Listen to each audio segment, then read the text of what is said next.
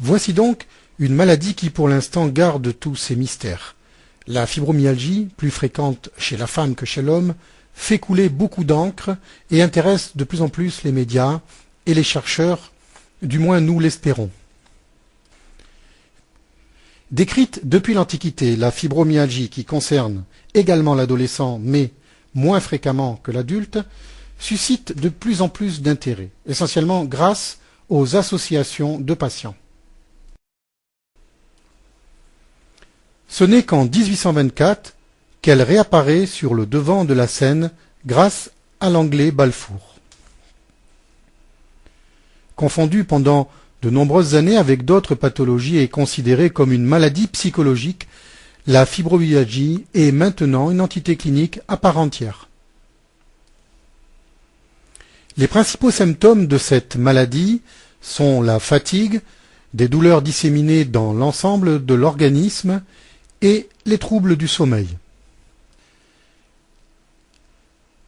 À cela viennent se rajouter d'autres symptômes satellites, qui sont, entre autres, la raideur, des contractures des mâchoires, des paresthésies, c'est-à-dire des fourmillements, une impression de gonflement, des troubles psychologiques à type d'anxiété, de dépression, des troubles de la mémoire, un côlon irritable, des troubles des règles, et d'autres symptômes moins fréquents.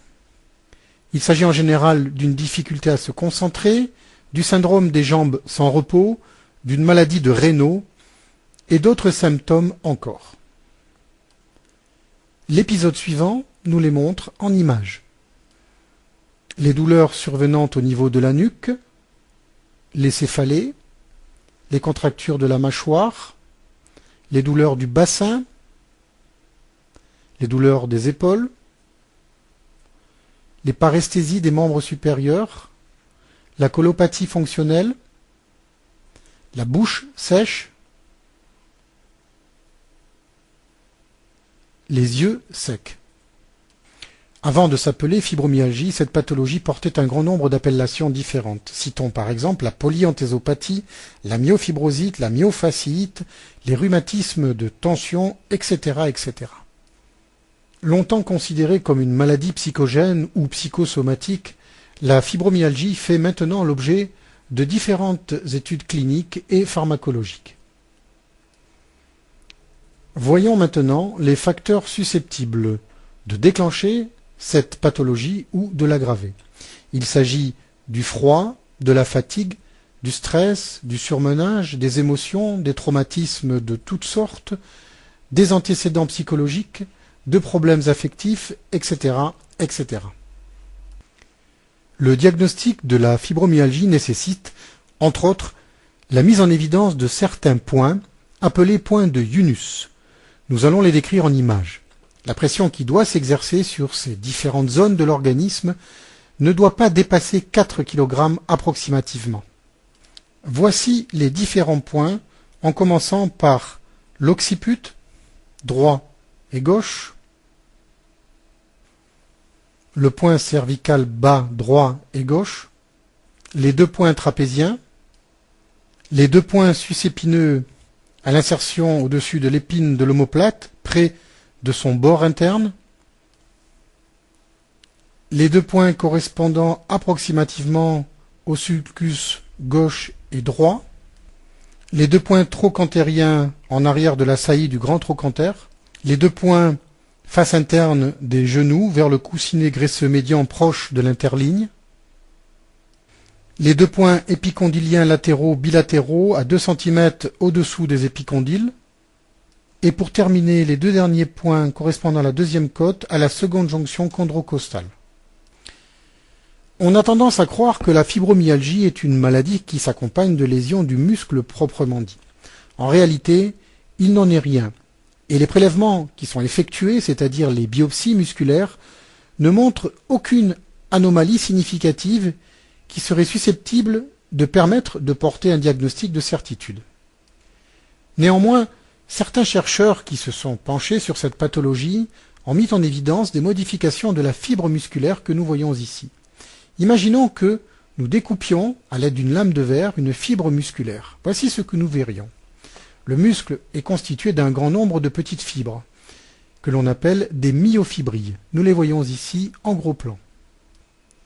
Si nous nous approchons de plus en plus de ces fibres musculaires, voici ce qu'il est possible d'observer.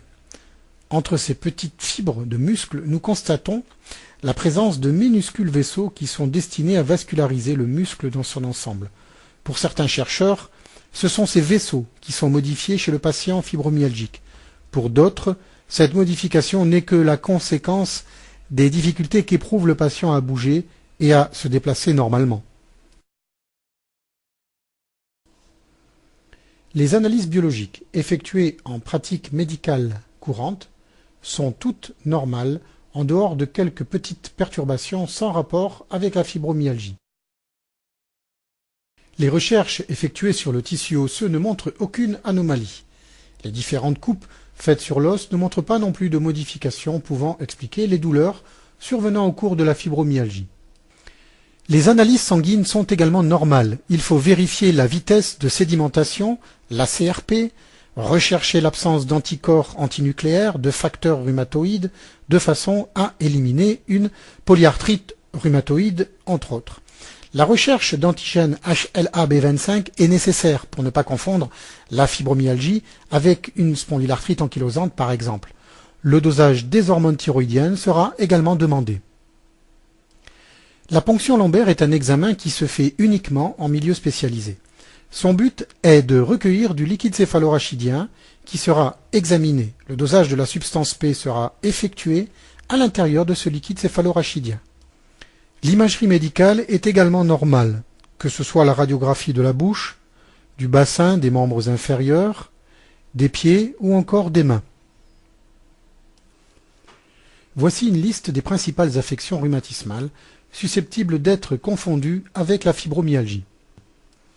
L'arthrite rhumatoïde, la myofasciite à macrophage, le syndrome de fatigue chronique, la polyarthrite rhumatoïde, les pathologies concernant les articulations, l'arthrose, le lupus érythémateux, le dysfonctionnement de l'articulation temporomandibulaire, la polymyosite, la polyarthrite rhizomélique, l'ostéomalacie, l'ostéoporose, l'hypothyroïdie, l'hyperthyroïdie, l'hyperparathyroïdie, l'insuffisance rénale, la dépression, le myélome multiple, le syndrome de douleur myofaciale et certaines névroses. Les causes de la fibromyalgie ne sont pas explicitées clairement. Il existe néanmoins quelques pistes. Nous allons essayer d'en explorer quelques-unes. Pour comprendre les mécanismes, c'est-à-dire la physiopathologie susceptible d'expliquer la survenue de la fibromyalgie, il est nécessaire d'avoir une approche anatomique du système nerveux de l'homme. Après avoir procédé à la section d'une racine nerveuse, nous allons nous approcher encore plus près de la moelle épinière. Pénétrons à l'intérieur de cette racine nerveuse et approchons-nous encore plus du cœur même de la moelle épinière après avoir survolé le ganglion rachidien des racines postérieures. Après être rentrés à l'intérieur même de la moelle épinière, véritable gare routière neurologique, toujours à la place de la douleur, nous prenons la direction du cerveau, voyage matérialisé par les petites sphères bleues et rouges qui montent à l'assaut de l'encéphale. Nous voici maintenant à l'intérieur du cerveau. Les petites lumières blanches matérialisent le trajet de la douleur des noyaux gris centraux jusqu'au cortex cérébral, c'est-à-dire la périphérie du cerveau dans lequel nous pénétrons également. Pour mieux comprendre le trajet emprunté par la douleur, visualisons à travers de petites sphères lumineuses ce trajet à l'aide d'une cartographie de l'anatomie du système nerveux de l'homme. Nous voyons les petites sphères lumineuses aller de la périphérie vers le cerveau en passant par la moelle épinière. Pour comprendre le rôle joué par la moelle épinière, sectionnons celle-ci pour bien différencier la substance grise que nous voyons ici en foncé de la substance blanche en clair. L'influx nerveux apparaît à droite de l'image, il s'agit de la douleur, sous forme de petites sphères bleues et rouges clignotantes, entrant dans la moelle épinière en passant par le ganglion rachidien et les racines postérieures, et Suivons nous-mêmes cet influx nerveux pour pénétrer réellement à l'intérieur de la substance grise à la rencontre de deux neurones parmi des millions. L'influx continue à se propager d'un neurone à l'autre pour gagner, comme nous l'avons vu précédemment, le cerveau. Un grossissement particulièrement important va nous permettre de comprendre le fonctionnement de cette synapse, relais obligatoire de l'influx nerveux qui passe d'un neurone à l'autre après avoir traversé la fente synaptique. Approchons-nous maintenant d'une synapse, c'est-à-dire de la connexion entre deux neurones. La flèche rouge matérialise l'influx nerveux qui arrive dans la synapse par l'intermédiaire du neurone présynaptique. De plus près encore, nous voyons de petites granules rouges, correspondant au neuromédiateur, donc à la douleur, envahir l'espace entre les deux synapses, c'est-à-dire la fente synaptique. Du recul nous permet de visualiser la synapse entière. Voici une flèche qui nous indique le passage de l'influx nerveux dans le neurone postsynaptique. La douleur continue son cheminement à travers le système nerveux pour gagner d'autres neurones. Les troubles du sommeil constituent l'une des perturbations majeures de la fibromyalgie objectivée par l'électroencéphalogramme. Une étude effectuée par le docteur Moldowski sur une dizaine de patients atteints de fibromyalgie démontre un trouble du sommeil profond comportant l'intrusion d'ondes alpha dans le sommeil où dominent les ondes delta. Ce modèle de sommeil est appelé sommeil alpha-delta. Voici un enregistrement électroencéphalographique. Nous observons les modifications dont nous venons de parler et qui caractérisent ces perturbations du sommeil. Par la suite, Moldowski démontre qu'il est possible d'induire de façon expérimentale l'apparition de certains symptômes de la fibromyalgie chez des patients privés de sommeil réparateur. Les mécanismes d'intégration de la douleur dans la moelle épinière nous permettent de comprendre pourquoi un patient fibromyalgique ressent des douleurs plus intensément qu'un patient non atteint. La petite lumière blanche chemine à l'intérieur des fibres nerveuses rapides et la petite lumière rouge chemine à l'intérieur des fibres nerveuses lentes. Normalement, la lumière blanche et la lumière rouge matérialisent les deux trajets traversant la moelle épinière. La blanche, le trajet appelé lemniscal plus rapide, la rouge, le trajet appelé extralemniscal plus lent. Chez un patient non fibromyalgique, la lumière blanche éteint la lumière rouge, donc le système lemniscal exerce une action inhibitrice sur l'extralemniscal. Dans la fibromyalgie, ce phénomène est très perturbé.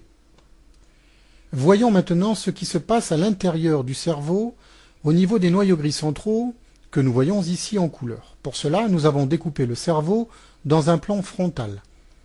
Approchons-nous de ces noyaux gris centraux. Il s'agit d'amas de cellules grises qui ici se trouvent noyées dans la substance blanche au centre du cerveau comme des pépins au milieu d'une orange. Leur rôle consiste essentiellement à aiguiller les influx en provenance de la moelle épinière. Si leur fonctionnement est perturbé, cet aiguillage ne se fait pas convenablement et les influx nerveux, en particulier la douleur et d'autres sensations, sont perçus anormalement par le cerveau des patients fibromyalgiques. Ces noyaux gris sont normalement vascularisés comme nous le constatons ici. Si cette vascularisation est déficiente, inadaptée, le fonctionnement des noyaux gris centraux, en particulier du thalamus et du noyau caudé, est défaillant. L'IRM fonctionnel et le SPECT, entre autres, sont des examens complémentaires susceptibles de mettre en évidence ce dysfonctionnement, c'est-à-dire ce mauvais fonctionnement du thalamus et du noyau caudé, entre autres. Voici un exemple de dysfonctionnement des noyaux gris centraux et du cortex chez un patient fibromyalgique. La régulation de la douleur passe également par un système d'inhibition qui provient du cerveau lui-même. Les neurologues parlent de contrôle d'origine supraspinale de nature thalamique. La boule bleue que nous voyons ici, qui provient du thalamus, entre autres, vient freiner, c'est-à-dire inhiber, l'impact de la boule rouge qui, elle, matérialise la douleur. Il existe un autre phénomène appelé gate control au sein de la moelle épinière, susceptible d'expliquer l'allodynie ou excès de perception des sensations douloureuses, comme nous pouvons le visualiser ici. Chez le patient fibromyalgique, cette porte est trop ouverte. L'influx nerveux en direction du cerveau n'est pas suffisamment freiné. Voyons maintenant le rôle de la substance P, dont la sécrétion dans l'organisme est en rapport direct avec celui de la sérotonine. Il s'agit d'un neuromédiateur, plus précisément un neuropeptide. sécrétée par certains neurones du système nerveux. Quand le taux de sérotonine dans le sang est normal ou élevé, la substance P est en petite quantité dans le liquide céphalorachidien. Au contraire, quand le taux de sérotonine est bas dans le sang, la quantité de substance P est à ce moment-là élevée, ce qui induit des douleurs plus importantes. Les causes probables susceptibles d'expliquer une fibromyalgie sont nombreuses. En dehors de celles dont nous venons de parler, citons les déficits en endorphines, les perturbations de fonctionnement du système nerveux sympathique, les perturbations de fonctionnement des diverses glandes de l'organisme, que ce soit l'hypophyse, les glandes surrénales, etc., celles du système nerveux autonome, c'est-à-dire neurovégétatif, les déficits de vascularisation du cerveau, les anomalies immunologiques, les prédispositions et anomalies génétiques concernant la dopamine et la sérotonine. Cette animation ne comporte pas de conseils thérapeutiques. Ceci fera l'objet d'une autre séquence vidéo. Pour terminer, j'aimerais remercier le CENAF et sa présidente, Jeannette Bransol, ainsi que tous les patients fibromyalgiques qui me font confiance.